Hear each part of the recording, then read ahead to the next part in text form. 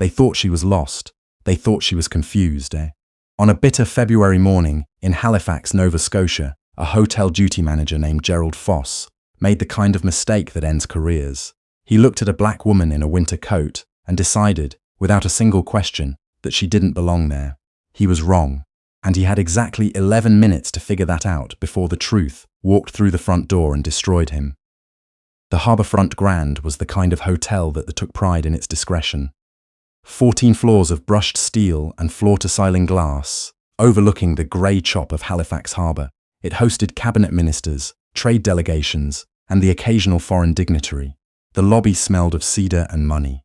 The staff wore navy blazers with gold piping, and they were trained, or were supposed to be trained, to treat every guest with the same frictionless courtesy, regardless of what they looked like walking through the door. Colonel Abina Sarpong Hewitt had been a guest at the Harbourfront Grand 4 times in the previous 2 years. She had attended the Atlantic Defense Symposium twice, once as a panelist, once as a keynote speaker. Her photograph was on the conference program sitting in a binder at the front desk. Her name was on the platinum tier list of the hotel's loyalty program, a status that entitled her to early check-in, complimentary suite upgrades, and a personal concierge contact. None of that mattered to Gerald Foss, because Gerald Foss didn't bother to look at the binder. It was 7:48 in the morning, when Colonel Sarpong Hewitt pushed through the revolving door, her rolling carry-on clicking against the marble floor. She had flown in from Ottawa on the red-eye, the kind of flight where the coffee was bad and the seats were worse, and she had slept exactly 90 minutes with her neck at an angle that was still reminding her of itself. She was wearing a heavy charcoal wool coat, civilian clothes, dress pants, a burgundy turtleneck, because she had learned years ago that traveling in uniform invited too many conversations she didn't have the energy for at 7 a.m. Her hair was natural, close-cropped, and she carried herself the way people do when they have spent 22 years being the person others look to when something goes wrong. She walked toward the reception desk, rolling her bag behind her, nodding to the bellman by the door. He smiled and nodded back. Gerald Foss was standing behind the reception counter, supervising the morning shift handover. He was 43, had been duty manager at the Harbourfront Grand for 6 years, and prided himself on what he called reading a room.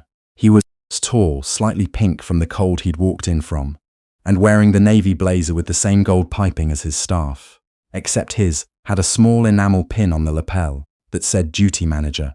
He watched Colonel Sarpong Hewitt cross the lobby. He didn't reach for the keyboard to look up a reservation. He didn't pick up the phone to call the concierge desk.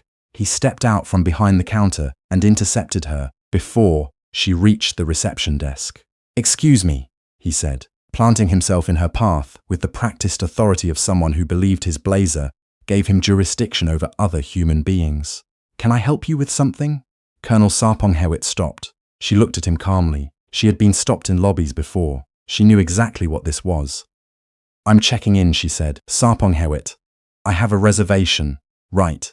Foss glanced at her coat, her bag, her face. The assessment was not subtle. "Do you have a conference badge? This is a closed event this morning. The symposium guests have a separate entrance on there." "I'm not here for the symposium this morning," she said, keeping her voice even. "I'm a hotel guest. I have a room reservation. My name is Sarpong Hewitt." Foss made a small sound that wasn't quite a laugh. "I see. And when was this reservation made?" 6 weeks ago. "It should be in the system. I'll need to verify that," he said. He did not move toward the desk to verify it. He stayed where he was, arms loosely crossed, and tilted his head slightly.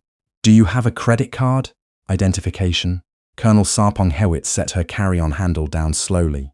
"You're standing between me and your reception desk," she said. "If you'd like to verify my reservation, I'd suggest walking to your computer and doing that." Foss's expression shifted.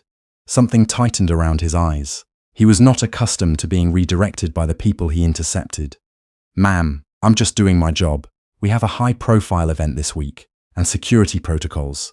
"I'm aware of the security protocols," she said.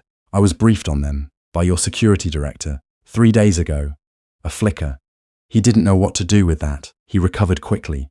"Why don't I take you to our guest services lounge?" he said, gesturing toward a side area off the lobby, away from the main desk. "Someone there can help sort this out."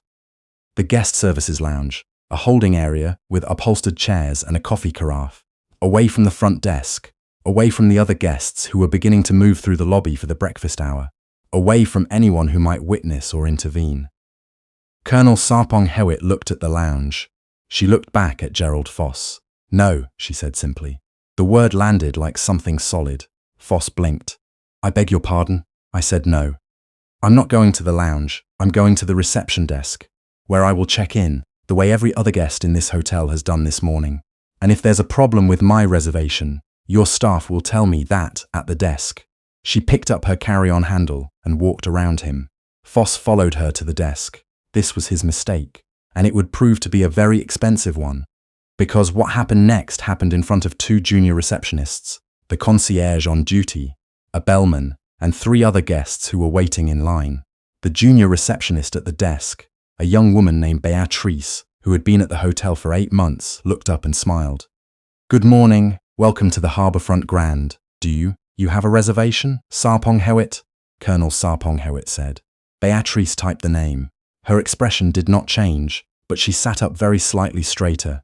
"Colonel Sarpong Hewitt. Yes, of course. We have you in suite 1102. That's our Harbour View suite. And I see here there's a complimentary upgrade noted by our concierge team. You're with us through Saturday." Beatrice reached for a key packet without hesitation.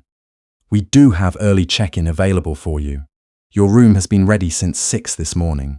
The lobby was quiet in the specific way a space gets quiet, when people are pretending not to listen. Gerald Foss stood beside the desk. He had not spoken. "Thank you, Beatrice," Colonel Sarpong Hewitt said. "Of course. Can I arrange anything for you this morning? We can have breakfast sent to your suite, or that would be lovely. Thank you." Beatrice handed over the key packet, and Colonel Sarpong Hewitt tucked it into her coat pocket. She picked up her carry-on. She looked at Gerald Foss exactly once, the way a senior officer looks at a junior who has made a significant procedural error in front of witnesses. Not with anger, with something quieter and more final than anger. She walked to the elevator. Gerald Foss did not move for several seconds. The bellman near the door was looking at the floor. The 3 guests who had been waiting behind her were now being helped at the adjacent desk, with the studied efficiency of people trying very hard to seem unaware of what they'd just seen. Beatrice began typing something on her keyboard.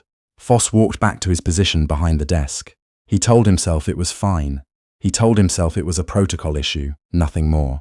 He told himself that if he'd seen the name in the system, he would have done it differently, that this was a process failure, not a judgment failure, and there was a distinction, a meaningful and important distinction between those two things. He almost believed it.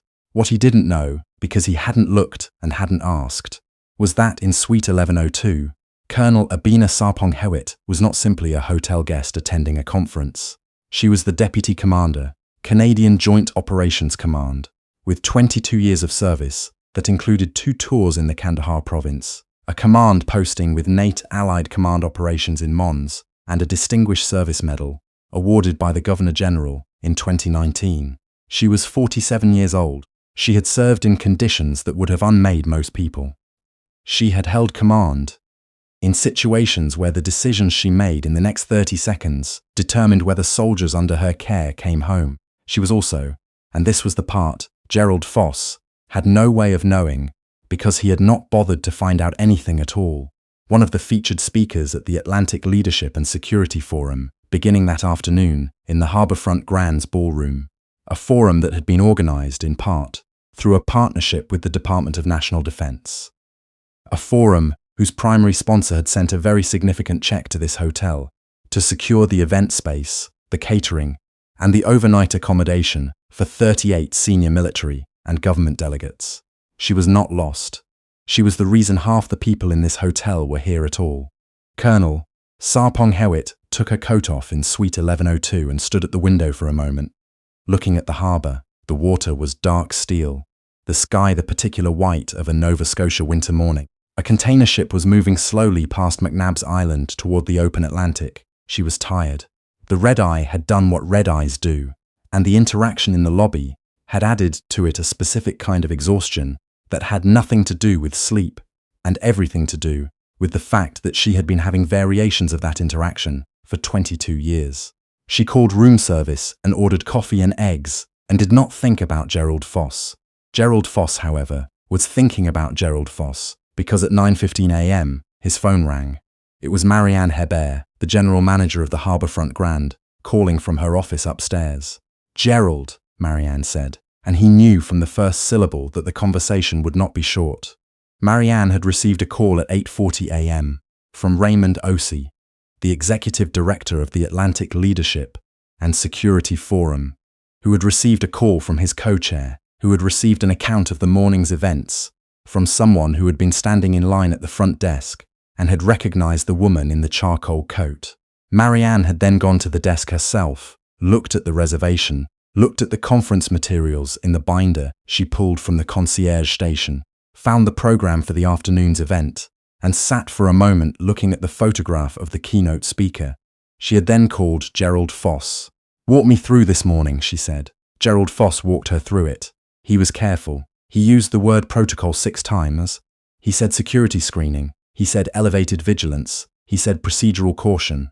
He did not say what he had actually done, which was to look at a black woman crossing a hotel lobby with a carry-on bag and decide in under 3 seconds that she needed to be intercepted and redirected before she reached the front desk, while the 3 guests who had arrived after her, all white, all in expensive coats, had been allowed to walk directly to reception without comment. Marianne listened to the entire account without interrupting. When he finished, there was a pause that lasted long enough to become uncomfortable. "Gerald," she said, "I need you to understand something. Colonel Sarpong Hewitt is delivering the opening keynote in our ballroom in approximately 4.5 hours. She is a guest of the forum. She's a platinum loyalty member, and she was checked in and confirmed with a suite upgrade by a junior staff member in under 90 seconds, while you were standing in her way." Foss said nothing. "I also need you to understand," Marianne continued, "that Raymond Osei has requested a meeting with me this afternoon, before the forum, and I need to tell him something when he asks me what happened this morning, and I need that something to be coherent and honest, because Raymond will know the difference. Marianne, I want to be clear that there was no, I wasn't, Gerald." Her voice was very flat. "Don't." The silence stretched. "Come to my office," she said. Now, what followed over the next 40 minutes was not technically a termination. It was a conversation. Gerald Foss sat in the chair across from Marianne Hebert's desk, and Marianne talked, and Gerald listened, and several things became clear during that conversation. The first was that the hotel's parent company had a zero-tolerance policy on discriminatory conduct by staff, a policy that was not theoretical, but had been applied in 2 other properties in the previous 18 months. The second was that Beatrice, the junior receptionist, had filed an informal incident report at 8:30 a.m. that morning through the hotel's internal reporting system, something junior staff were encouraged to do when they witnessed situations that concerned them. The third was that the lobby security camera footage from that morning was already saved. Gerald Foss was placed on administrative leave, pending a formal review. He was escorted from the building by 10:30 a.m. He stood on the sidewalk outside the Harbourfront Grand, in the February cold, watching his breath cloud in front of him, and tried to understand what had happened to the morning. Inside, in the ballroom, the forum's technical crew was setting up the stage. Upstairs, in Suite 1102, Colonel Abina Sarpong Hewitt had showered, eaten her eggs, and was reviewing her notes. Her keynote address was titled, with the particular directness of someone who had spent 2 decades in rooms where language was used to avoid things rather than say them. Leadership without conditions. Why institutional trust begins at the door. She had written most of it 6 weeks ago. She had not written it with this morning in mind. But as she read it back in the light, coming off of the grey harbour, certain paragraphs landed differently than they had when she drafted them. She added 2 sentences to the closing.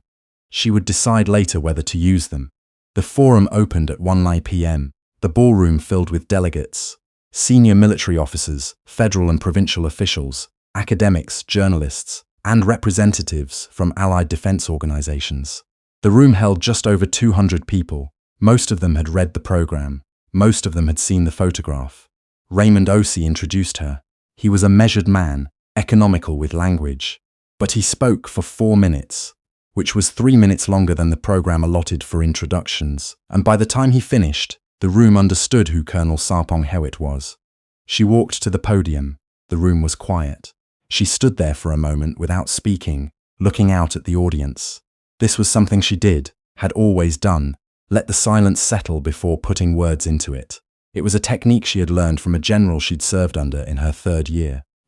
A man who told her that if you fill every silence, you will never know what the silence was trying to tell you. Then she began. She spoke for 40 minutes. She spoke about institutional trust, about the gap between policy and culture, about what it costs an institution when the people who are supposed to represent it act on private bias in public spaces. She spoke about the 12% of Canadian Armed Forces personnel who identified as visible minorities and what their experience of institutional culture told leadership about the distance between stated values and operational reality. She spoke with the precision of someone who had thought about these things for a long time, and with the authority of someone who had lived them. She did not mention the lobby. She did not name Gerald Foss. She did not describe the morning. She didn't need to. Raymond Osei was in the front row, and Marianne Hebert was in the back row, and between them sat 200 people who had come here to think seriously about leadership. And every one of them felt the weight of what she was describing without being told the specific occasion for it. When she got to the closing, she paused. She looked at the 2 sentences she had added that morning. She used them. Trust, she said, is not recovered by apology. It's rebuilt by structural change. And structural change begins the moment an institution decides that the people who acted well, the ones who did look at the binder, who did type the name, who did file the report, are the ones whose example becomes the standard, not the exception. The room applauded. It started in the middle and moved outward. Beatrice, who was not in the room because she was at the front desk doing her job, did not hear the applause. She found out about it later, when the concierge on duty came back from a break and told her. She felt her face go warm and looked back at her computer screen. She had only done what seemed obvious, what seemed like the minimum. That, Colonel Sarpong Hewitt would have told her, is often exactly the point. In the weeks that followed, the Harbourfront Grand's parent company completed their review of the incident. Gerald Foss's employment was terminated, and the findings were shared internally across all 14 properties in the group. The hotel partnership with the Atlantic Leadership and Security Forum was renewed, and in the new agreement, there was a clause, proposed by Raymond Osei and accepted without negotiation, requiring annual bias awareness training for all public-facing staff, with particular attention to the gap between a staff member's private assessment of a guest and the guest's actual status and entitlement. The clause did not have a name, but in the HR department of the Harbourfront Grand, the person who drafted it called it, in the document notes that no one outside the department would ever read, the Sarpong Hewitt Amendment. Colonel Abena Sarpong Hewitt was back in Ottawa by Saturday. She had 4 meetings on Monday and a briefing on Tuesday that she could not discuss publicly. The harbour in Halifax had been grey and cold, and exactly what she needed to look at for the 3 days she was there. She did not think about Gerald Foss very often. There is something worth saying about a man who spent 6 years building authority in a single building, who mistook the blazer for the power and the lobby for his jurisdiction. Gerald Foss was not an outlier. That is the uncomfortable truth in this. He was a pattern. He was the ordinary expression of a bias so habitual it had become invisible, even to the person carrying it, dressed up in language like protocol and procedure, until the word security became indistinguishable from the word suspicion, depending only on who was walking through the door. The mistake he made was not recognizing Colonel Sarpong Hewitt. Nobody can know every face, every name, every credential. That is not the point. The point is that he never asked. He looked, and he decided, and he acted on the decision before a single fact had been established. And in the time it took him to intercept a woman who had done nothing wrong and redirect her away from the desk she was fully entitled to approach, Beatrice had looked at a screen, typed 11 letters, and found the truth in under 4 seconds. The information was always there. He simply chose not to look for it. That choice has a cost. It always does. Sometimes it's paid immediately, in the way it was paid in a Halifax hotel lobby on a February morning, when the woman a duty manager tried to redirect turned out to be the reason the hotel had a full house that week. Sometimes it accumulates quietly over years, in the way it does when every person who was ever redirected to a side lounge carries that experience somewhere in the body and makes decisions accordingly. about where they stay, whom they recommend, what they tell their colleagues. Institutions do not fail all at once. They fail one unchecked moment at a time.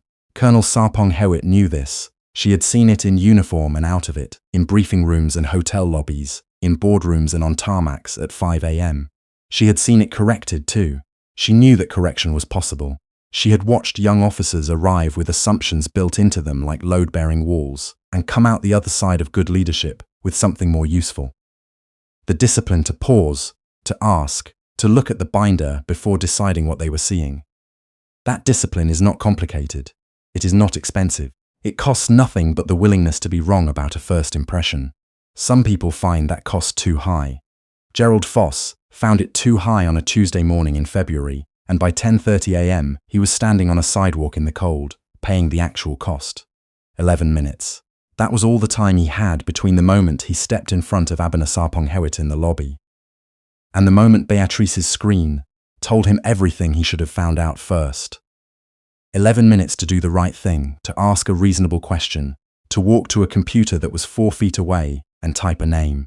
He spent those 11 minutes doubling down, and the woman he tried to send to the lounge walked to a podium in front of 200 people that afternoon and changed the conversation in the room. If that story sat with you, if it reminded you of something you've seen, something you've felt, or something you know needs to change, share it with someone who needs to hear it.